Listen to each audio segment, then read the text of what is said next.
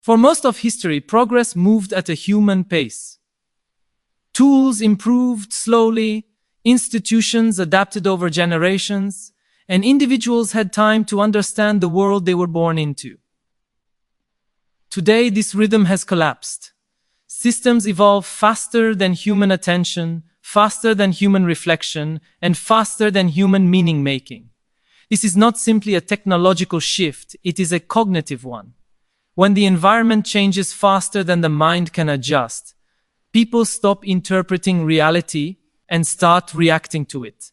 They no longer build understanding, they borrow it. They no longer form judgment, they follow signals. In such a world, adaptation is no longer about learning new skills. It is about preserving the capacity to think at all. Acceleration has created the illusion of opportunity. Everything appears open, accessible, and within reach. But speed also erodes depth. When information arrives faster than it can be digested, it stops becoming knowledge. It becomes noise. And noise does not educate, it overwhelms. Humans evolved to make sense of scarcity, not abundance. When faced with too much input, the brain does not become wiser. It becomes selective in crude ways. It chooses what is loud, what is familiar, what is emotionally charged. This is how attention is hijacked without force, not by censorship, but by excess. As systems grow faster, they demand faster responses. Emails expect immediate replies. Platforms reward instant reactions. Markets punish hesitation. But reflection requires time, and meaning requires silence. When speed becomes a moral value, slowness is treated as failure. Yet the most important human capacities cannot be rushed.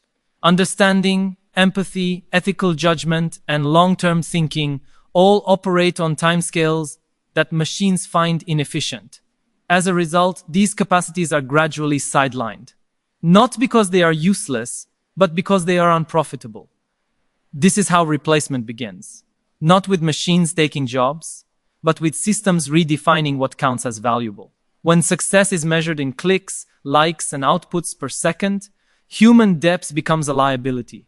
The person who pauses to think loses to the system that reacts instantly. Over time, society adjusts its expectations. Decisions are simplified. Choices are automated. Judgment is delegated. Humans remain present, but their role is reduced to confirmation rather than creation.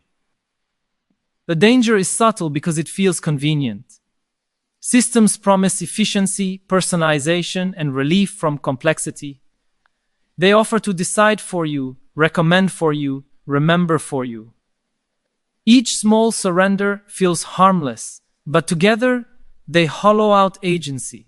When you no longer need to decide, you slowly lose the ability to decide, and what is not practiced eventually disappears. Replacement is often misunderstood as physical redundancy. The image is dramatic, machines take over, humans are pushed aside. The reality is quieter. Replacement today means loss of relevance. It means being included in the system, but excluded from influence. You are still there, but you are no longer shaping outcomes. You consume what is produced, follow what is optimized, and accept what is predicted. A replaced human is not unemployed. A replaced human is predictable. Prediction is power. When systems can anticipate your behavior, they no longer need to persuade you. They can nudge you. When they can nudge you, they no longer need your consent. And when consent becomes unnecessary, freedom becomes symbolic. You feel autonomous, but your options are prearranged. You feel informed, but your information is filtered. You feel active, but your actions are guided. This is not the result of malice. It is the result of efficiency. Systems are designed to reduce friction, and human deliberation is friction. Doubt slows processes. Ethics complicate outcomes. Reflection delays action. From the perspective of optimization, these are flaws. From the perspective of humanity, they are essentials. As relevance shifts from understanding to output, humans begin to compete on the wrong terrain. They try to match speed with machines, volume with systems, availability with networks. This competition is already lost. No human can process data at machine scale. No human can respond with machine consistency. Trying to win this race does not lead to success. It leads to exhaustion. Replacement is therefore not imposed. It is accepted. People adapt themselves to systems instead of demanding systems adapt to human needs. They reshape their attention, emotions, and values to fit the logic of platforms. Over time, they internalize this logic. They begin to judge themselves by metrics that were never designed for human flourishing. The most tragic aspect of this process is that it feels like progress. Life becomes smoother. Choices become easier. Responsibility feels lighter.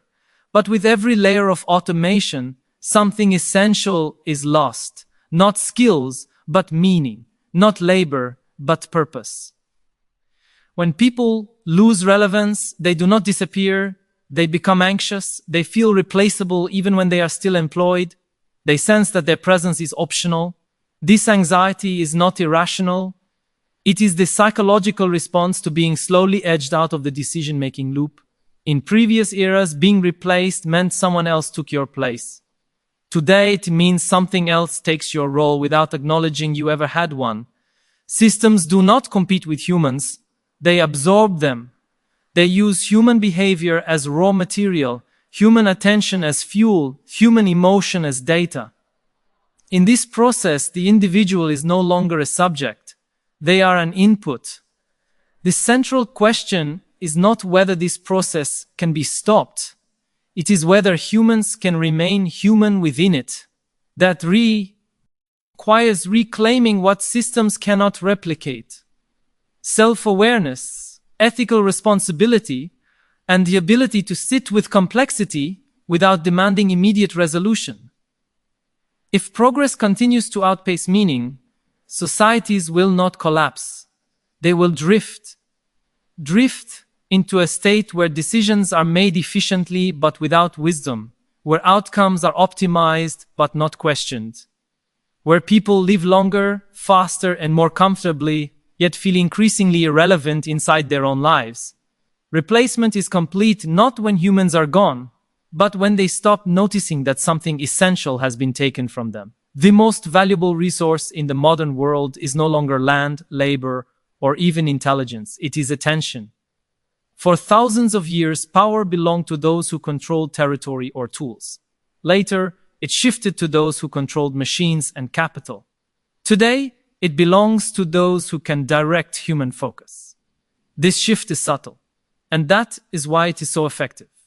You wake up believing you are free, yet your first thoughts are already shaped by systems designed to pull you in specific directions. What you see, what you fear, what you desire, and even what you believe to be urgent is increasingly pre-selected before you become aware of it. Attention is not just about where you look, it is about what you become. What you repeatedly focus on rewires your priorities, your emotional responses, and eventually your identity. Most people assume that intelligence protects them. They believe that being informed, educated, or technically skilled makes them immune.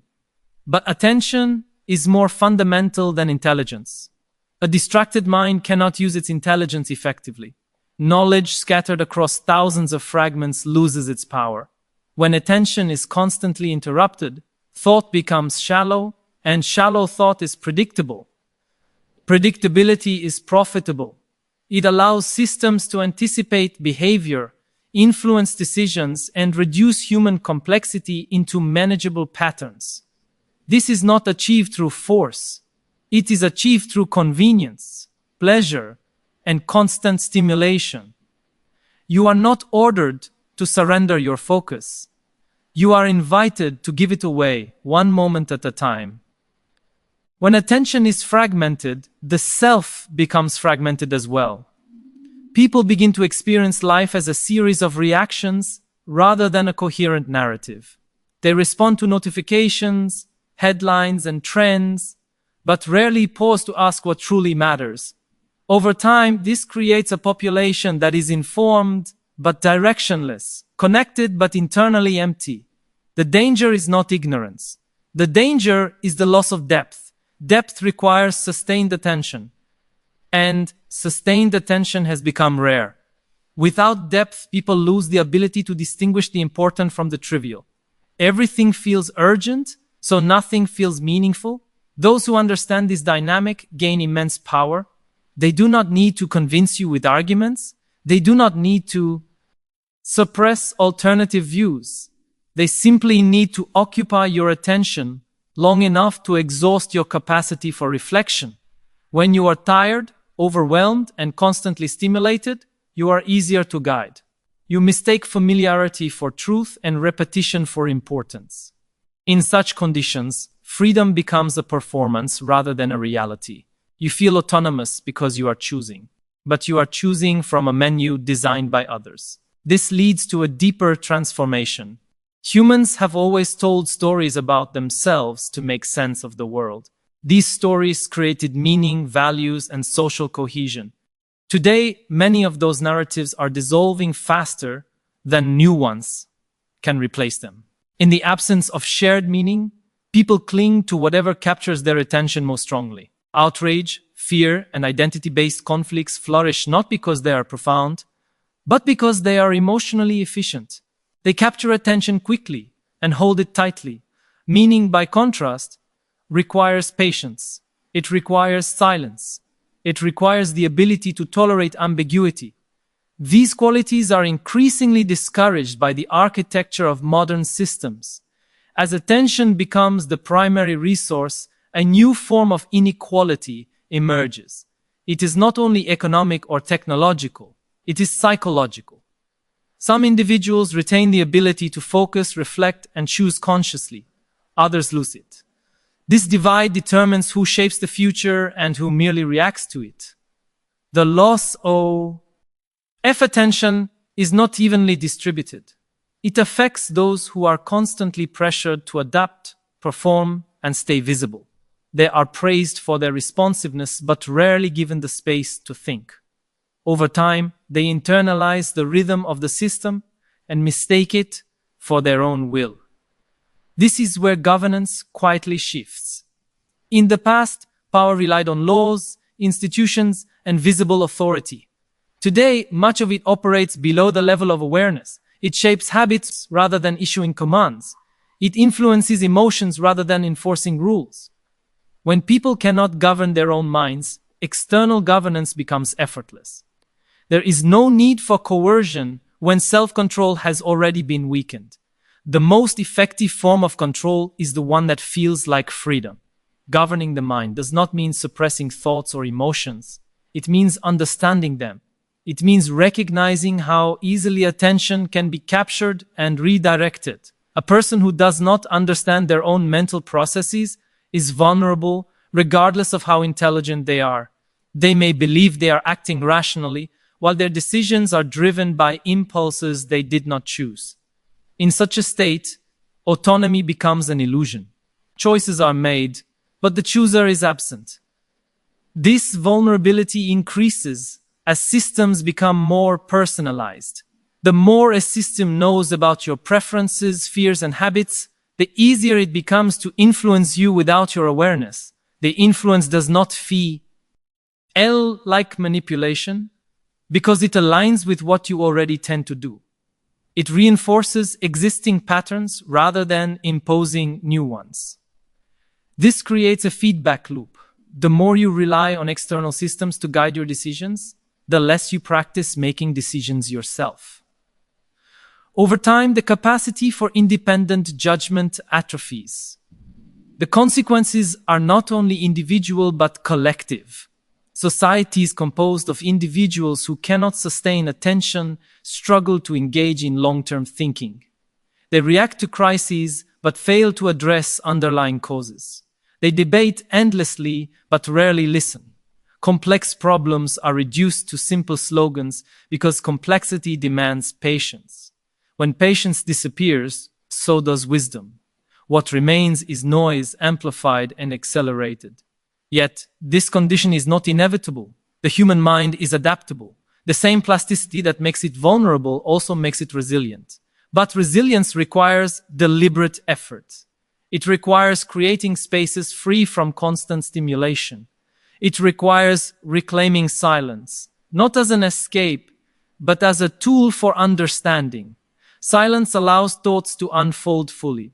It reveals connections that are invisible in a state of constant distraction.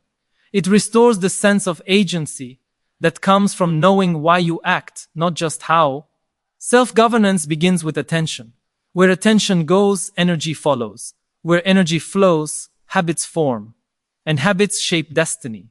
A person who cannot direct their attention cannot direct the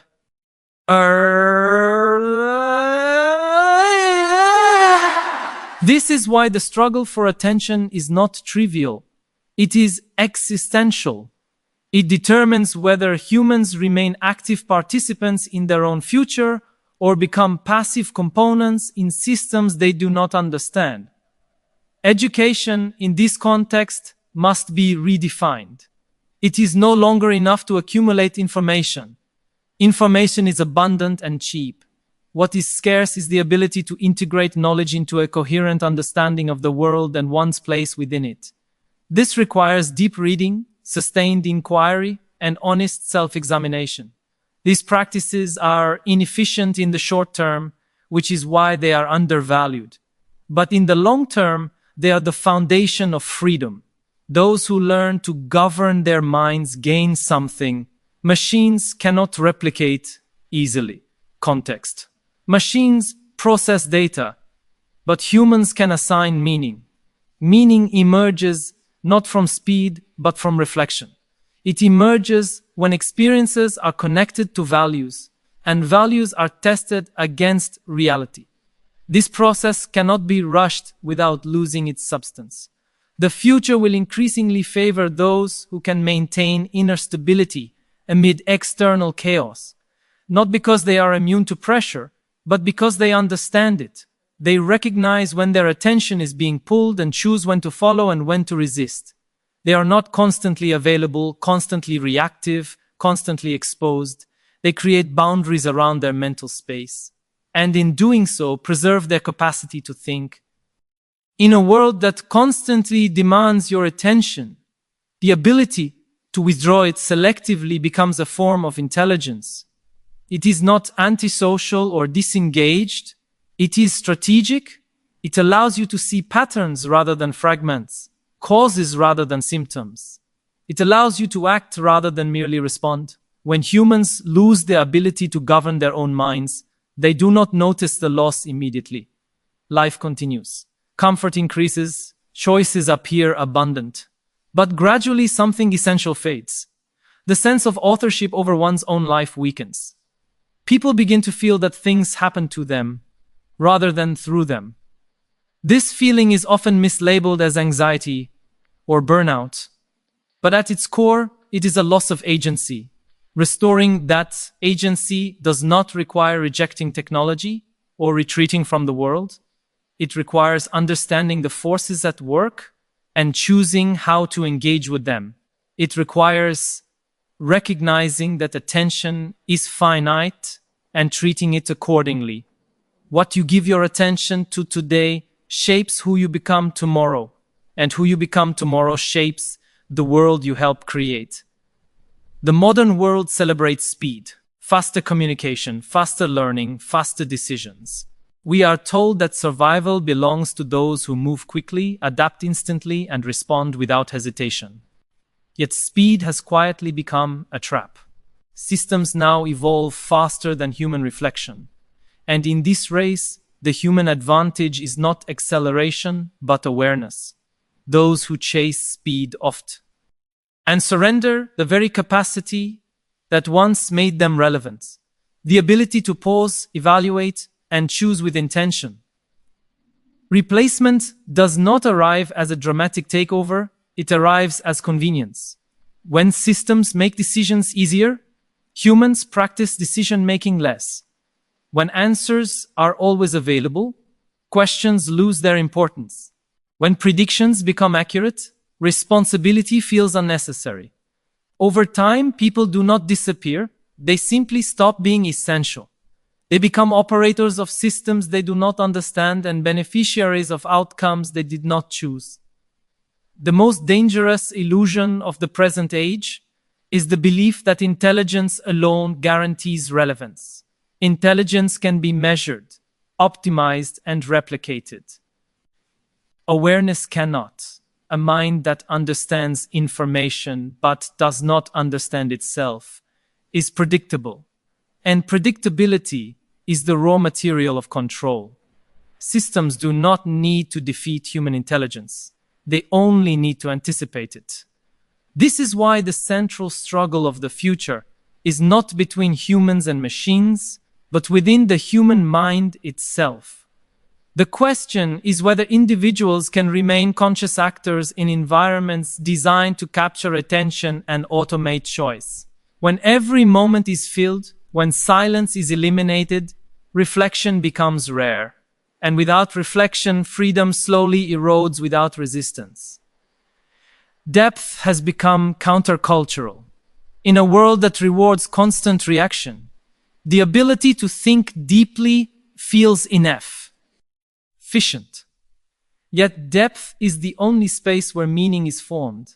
Speed produces output, depth produces understanding. One can generate thousands of responses without ever knowing why those responses exist.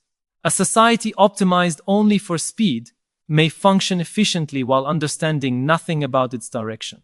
The future will favor those who can endure slowness.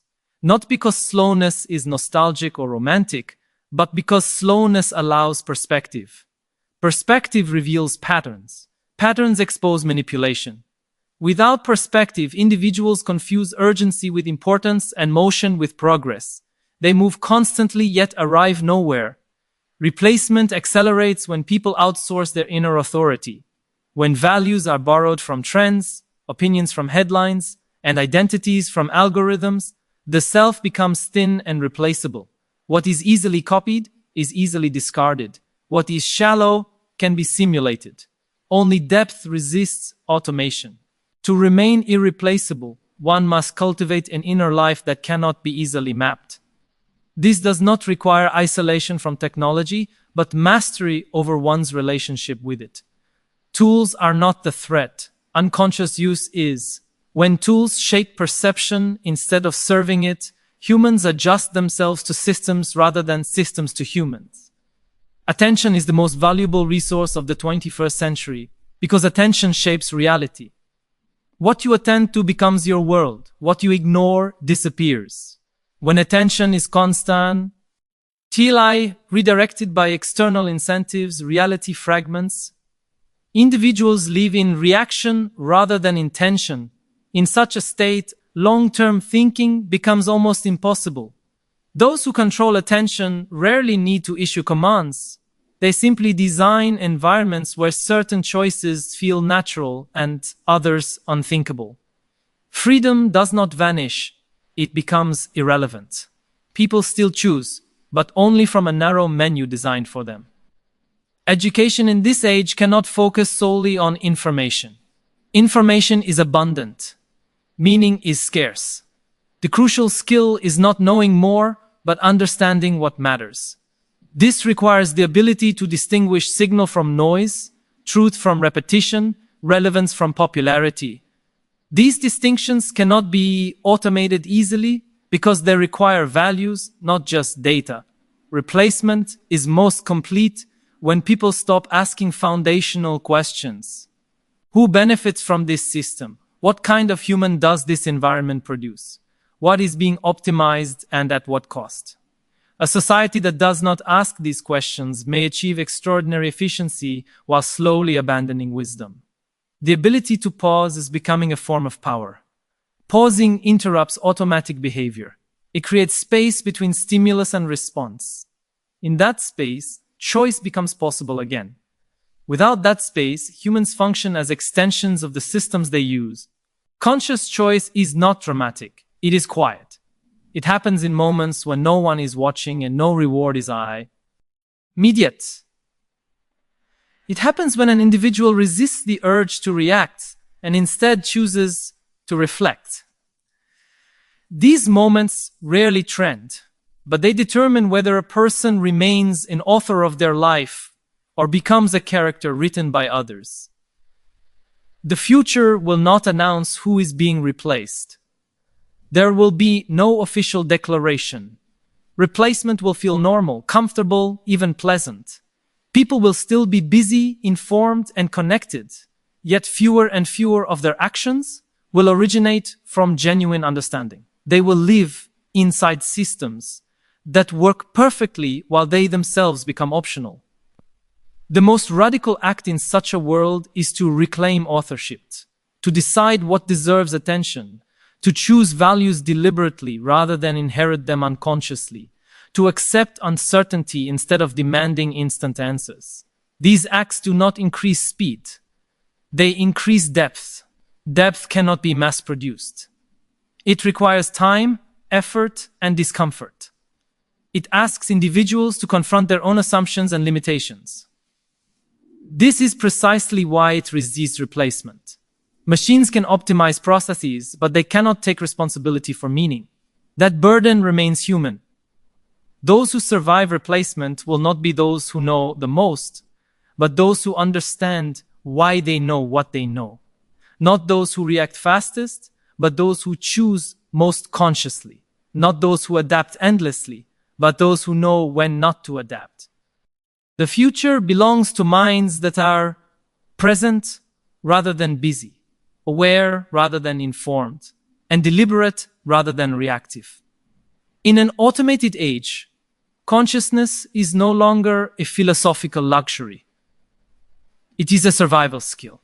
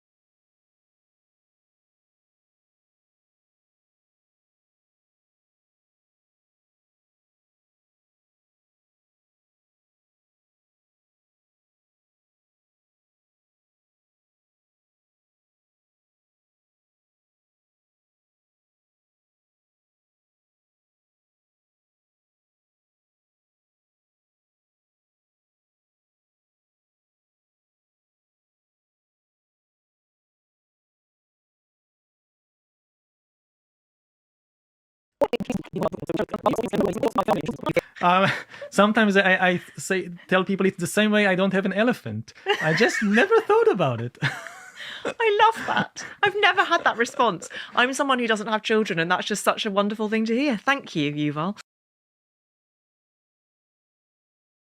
Why do humans rule the world? The answer, in brief, is because we are the most imaginative. of all the animals. We invent and believe stories that no other animals will believe. That really fiction is the basis for human power, which sounds very strange. How come fictional stories be the basis for power? But humans are powerful because we can cooperate better than any other animal. And ultimately, all human cooperation is based on fictions. Gods are fictional stories, but also money is a fictional story, and nations are fictional stories. And it is because we believe things that no other animal can believe that we control the planet.